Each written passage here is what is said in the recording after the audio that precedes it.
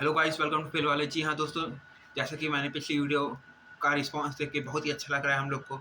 और जैसा कि मैंने पिछली वीडियो में यानी गारफील्ड मूवी और फ्यूरियोसा मैड मैक्स सागा वाली वीडियो में हमने जैसे डिस्कस किया था कि माइग्रेशन के बारे में अलग से वीडियो लाएंगे, लेकिन हम उसमें थोड़ा डिटेल में जानने में थोड़ा रह गए हैं, तो इसीलिए उसका वीडियो 3-4 दिन बाद आएगा। जी हाँ दोस्तों, लेकिन आज हम बात करने वाले हैं द फॉल गाई कलेक्शन के। और आखिरकार श्रीकांत मूवी का कलेक्शन आ गया है, इंडिया का भी kingdom of the planet of the apps का भी वर्ल्ड वाइड कलेक्शन आ गया है, और एक दो मूवी का और कलेक्शन आया हुआ है। तो चलिए शुरू करते हैं। और एक और चीज़ रह गई, और द फॉल गाई का ओटीटी रिलीज डेट आ चुकी है। जी हाँ दोस्तों, आप कहाँ कहाँ से उसे देख सकते हैं, हम लोग उसकी पूरी डिटेल लेके आए हैं। और जियो सिनेमा पे कौन कौन सी मूवी स्ट्रीम हो रही है, ये भी आप जान के हैरान हो जाएंगे। तो चलिए शुरू करते हैं। चलिए दोस्तों, सबसे पहले हम लोग फॉल गाई का तो अभी बाद में बात करेंगे। सबसे पहले श्रीकांत मूवी का थोड़ा वर्ल्ड वाइड कलेक्शन देखते हैं, और अभी तक उसने कितना कमाया, और kingdom of the planet of the apps का दोनों का इंडिया क्रॉस कलेक्शन देखते हैं। चलिए शुरू करते हैं।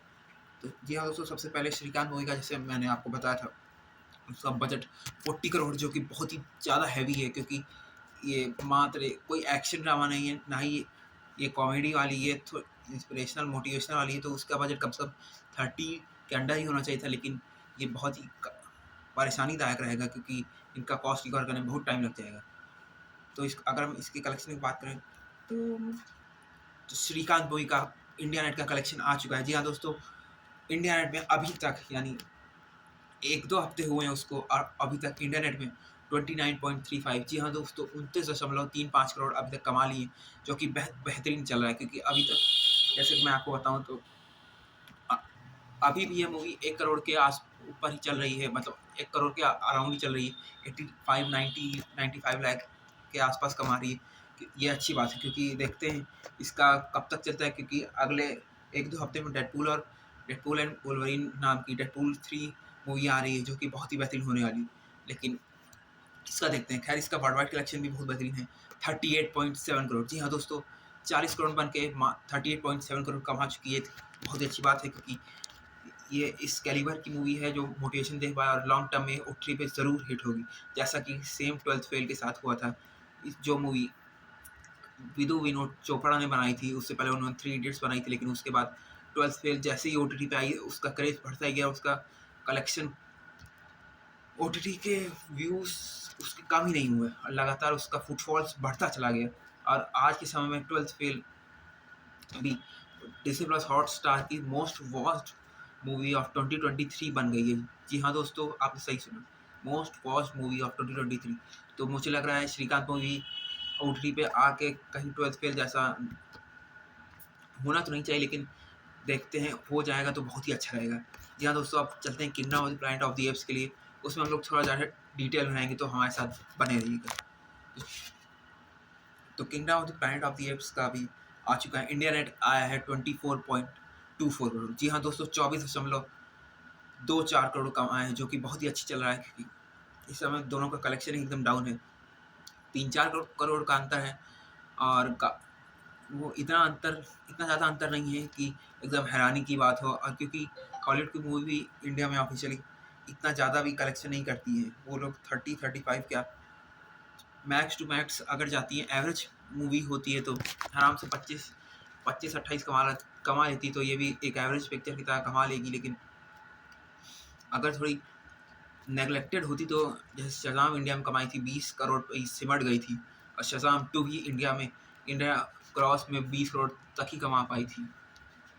तो ये देखते हैं कहाँ तक चल पाती है, क्योंकि इसके साथ गारफील्ड भी लगी हुई है, फ्यूरियोसा और मैड मैक्स सागा, जो कि मैड मैक्स की 5वीं पार्ट है, वो भी बहुत बेहतरीन अभी चल रही है। उसका भी हम लोग थोड़ा डिटेल में जिक्र करेंगे आगे चल के।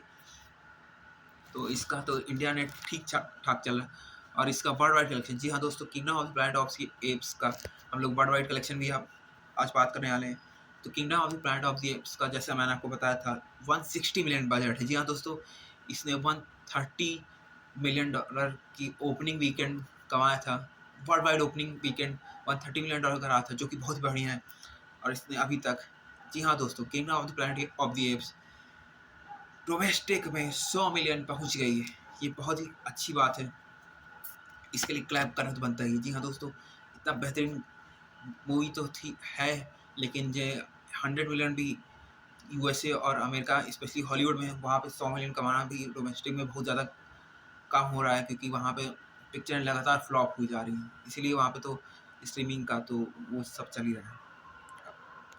100 मिलियन डोमेस्टिक में और 136 मिलियन इंटरनेशनल, तो ओवरऑल 242.8 मिलियन डॉलर अभी तक वर्ल्ड वाइड कमा लिए हैं, जो कि बहुत बेहतरीन बात है। इसीलिए मैंने आपसे कल भी कहा था कि फ्यूरियोसा बहुत बड़ी फ्लॉप होने वाली, क्योंकि उसका बजट तो kingdom of the planet of the apps से भी ज़्यादा 168 मिलियन बनी है।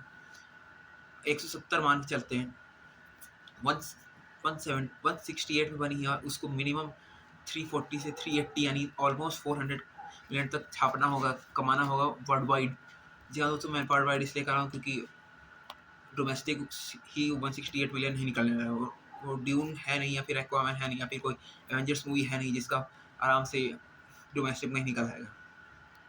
तो जैसे कि मैं बता रहा था, फिरोसा को थोड़ा अच्छा करना होगा। खैर, उसका अगर मैं थोड़ा डिटेल में बात करूँ तो फिरोसा तक अभी हम लोग नहीं जाते। जी हाँ दोस्तों, उसका हम लोग थोड़ा अंत में चर्चा करेंगे, क्योंकि तब तक ये वीडियो बहुत लंबा हो जाएगा। जैसे अभी मैं बता रहा हूँ 6 मिनट का ही हो गया है, और एक और मूवी का कलेक्शन रह गया था। जी हाँ दोस्तों, फॉल गाई, रेयान गॉसलिंग की मूवी, जो इस मूवी को इस डायरेक्टर ने, बुलेट ट्रेन मूवी के डायरेक्टर ने डायरेक्ट किया, जो बहुत ही बेहतरीन थी। 90 मिलियन बन के 240 मिलियन के आसपास कमाई थी, जो कि ठीक ठाक ही है, उतना भी ज़्यादा नहीं है, लेकिन इस मूवी में इन्होंने बहुत ज़्यादा रुपए झोंक दिया। जी हाँ दोस्तों, 130 से 135 मिलियन डॉलर में बनी हुई मूवी 64.8 मिलियन इन डोमेस्टिक और 64.3 मिलियन इंटरनेशनल। जी हाँ दोस्तों, 129 मिलियन वर्ल्ड वाइड कमाने वाली है। ये बहुत ही दुखद हुआ, क्योंकि अभी तो ये प्री वीडियो ऑन डिमांड पे भी आ चुकी है, इसका OTT पे भी आना अभी देखते हैं कब आती है, लेकिन अभी तो अमेज़ॉन पे इंडिया में मिल जाएगी आपको। अमेज़ॉन से आप परचेज कर सकते हैं, और 2-3 जगह पे तो प्री ऑर्डर पे भी है, तो आप वहाँ से ले सकते हैं। क्या हो गया है, फॉल गाई जिसका बजट 130 था, अगर बजट से कम 60-70% से ज़्यादा की ओपनिंग वीकेंड नहीं होता है तो मूवी बहुत बड़ी फ्लॉप हो जाएगी। इसका भी यही हाल था, 66 मिलियन कमाए थे 30-30 ईच, तो उसका 50-50 रहेगा तो नहीं हो पाएगा। जी हाँ दोस्तों, 130 मिलियन की बन रही तो कम से कम आपको 200 मिलियन तक तो जाना ही पड़ेगा। और ये जैसा कई रिव्यू भी आ रहे थे कि फॉल गाई में ज़्यादा से ज़्यादा रुपए झोंक दिया गया है। जी हाँ दोस्तों, इसलिए मैं कह रहा हूँ, क्योंकि ये थोड़ी एक्शन वाली मूवी है, लेकिन इसका मतलब ये नहीं है आप 130 मिलियन ऐसे ही कर दे। 130 मतलब ये अब वो मीडियम से लो बजट से हाई बजट की तरफ पहुंच रहे हैं। 130 मतलब 150 के आसपास होगा मार्केटिंग बजट जोड़ के, तो बहुत बड़ी फ्लॉप होने वाली। जी हाँ दोस्तों, भी जैसे लास्ट ईयर DC की ब्लू बीटल आई थी, उसने भी सेम कमाया था, लेकिन उसने कम से कम अपना बजट रिकवर कर लिया था, लेकिन फॉल गाई नहीं कर पाएगी। जी हाँ दोस्तों, 130 मिलियन में बनी हुई ये मूवी कुछ नहीं कर पाएगी, और ऑफिशियली ये रेयान गॉसलिंग की इस साल की पहली फ्लॉप बन गई है। ये बहुत ही दुखद अंत हुआ है रेयान गॉसलिंग के 2024 के स्टार्टिंग क्वार्टर्स का। जी हाँ दोस्तों, बारबी से जो इन्होंने बहुत ज़्यादा हाइप जनरेट की थी, लेकिन 130 मिलियन फूकना कोई ज़रूरत नहीं है, बिल्कुल भी ज़रूरत नहीं है, जब आपके इंडस्ट्री हाल ऐसे चल रहे हैं कि 3-4 नेटफ्लिक्स, एप्पल TV और पीकॉक मिलके अपना खुद का स्ट्रीमिंग बंडल, और Disney, HBO max, Disney plus और HBO मैक्स खुद का स्ट्रीमिंग बंडल निकाल दे रहे हैं, लेकिन आप 130 million, it's not worth, it's not एक नॉर्मल चेस। जैसे बैड बॉयज फॉर लाइफ, जो बैड बॉय सीरीज की 4th पार्ट आई थी, वो भी 90 मिलियन बनी थी, लेकिन उसका तो बेहतरीन एक्शन वाली थी, एक्शन कॉमेडी का मिक्सचर था, लेकिन ये तो इसका एक्शन कॉमेडी था ही नहीं। जी हाँ दोस्तों, पहले मुझे देख के लगा कि कोई एनिमे बेस्ड मूवी थी, लेकिन जब मैंने ट्रेलर देखा तो मैं समझ गया ये मूवी भले ही बढ़िया हो, लेकिन इसने इतना रुपया ज़्यादा फूक दिया है। 130 मिलियन बहुत ज़्यादा होता है, उसको रिकवर करने में बहुत समय लग जाएगा।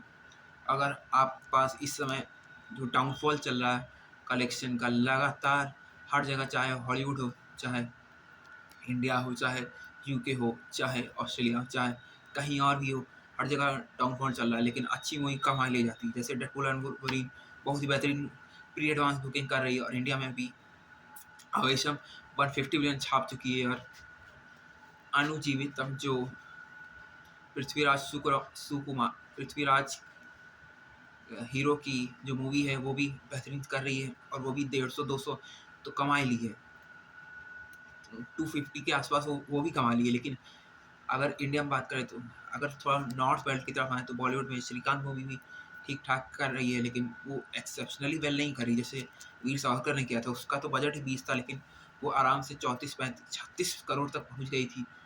तो उस तरह के कलेक्शन फॉल गाइस नहीं आएंगे, और धीरे धीरे लगातार काम होता रहेगा, क्योंकि सबके पास सब प्रेफर कर रहे हैं स्ट्रीम करना, बैठ के आराम से देखना, क्योंकि कोई नहीं चाहता है कि जे वो एक हफ्ते बाद या 4 दिन बाद पिक्चर देखने जा रहा, पीछे से कोई स्पॉइलर बोल दे, जैसा कि मेरे साथ हुआ था। खैर वो तो बात पुरानी हो गई, और एक फाइनल अपडेट बची है। जी हाँ दोस्तों, 11:30 मिनट का वीडियो हो गया। हमारे साथ जुड़ने के लिए बहुत बहुत धन्यवाद। लेकिन एक फाइनल कॉल बचा हुआ है जियो सिनेमा पे। जी हाँ दोस्तों, जियो सिनेमा पे मुझे 3-4 मूवीज़ बनी मिली हैं, जैसे justice league dark, DCs flash paradox, flash point paradox तो नहीं थी, लेकिन crisis on justice league crisis on infinite arts part 1 जो आप देख सकते हैं, बहुत ही बेहतरीन बैठ। और एक्वामैन का फुल स्क्रीन प्रिंट भी बहुत बेहतरीन है। मैं उस मूवी का जल्द से जल्द देख के आपको रिव्यू अपलोड कर दूंगा। और 3-4 मूवी है वो भी आप फ्री में देख सकते हैं। जी हाँ दोस्तों, फ्री में है 3-4 मूवी, साउथ की मूवीज़ हैं। जैसे कि मुझे नाम तो अभी रिमेंबर याद है नहीं, लेकिन आप जाके देख सकते हैं। जी हाँ दोस्तों, जियो सिनेमा पे अब धीरे धीरे लाइब्रेरी बढ़ती जा रही है। जैसे अभी लेटेस्ट में एक्वामैन आई, फिर उसके बाद एनिमे का एक अलग से सेक्शन हो गया, और उसमें एनिमे के सेक्शन में अगर मैं थोड़ा डिटेल में जाऊँ तो निंजा हथौड़ी जो भी एक एनिमे है। जी हाँ दोस्तों, निंजा हथौड़ी एक एनिमे ही है। सबको लग रहा था एक नॉर्मल सा कार्टून है, लेकिन वो एनिमे है। जी हाँ दोस्तों, उसका 30 यानी कुल मिला के सीज़न 3 और सीज़न 4 उसमें डाल दिए गए हैं। टोटल 60 एपिसोड हैं, 30 एपिसोड पर सीज़न ईच। और एक और चीज़ है, जी हाँ दोस्तों, डेमन स्लेयर का season 2-3 Japanese with English subtitle Jio cinema पे स्ट्रीम हो रहा है, और बाकी की 3-4 मूवी भी उस पे स्ट्रीम हो रही हैं। आप जाके चेकआउट कर सकते हैं। बाकी की ओ एम माई गॉड और हनुमान मूवी के लिए तो हनुमान मूवी का लिटरली उन्होंने अलग से एक सेक्शन बनाया हुआ है जहाँ पे हनुमान मूवी है, तो आप वहाँ पे जाके ज़रूर से ज़रूर चेकआउट कर सकते हो। स्पेशली उनका जो स्टार्टिंग और मिड ग्रेड और एंड है वो बहुत बेहतरीन है, आप जाके ज़रूर चेकआउट करिएगा। तो आज की इस लंबी वीडियो के लिए हाँ जुड़ने के लिए बहुत बहुत धन्यवाद। धन्यवाद दोस्तों।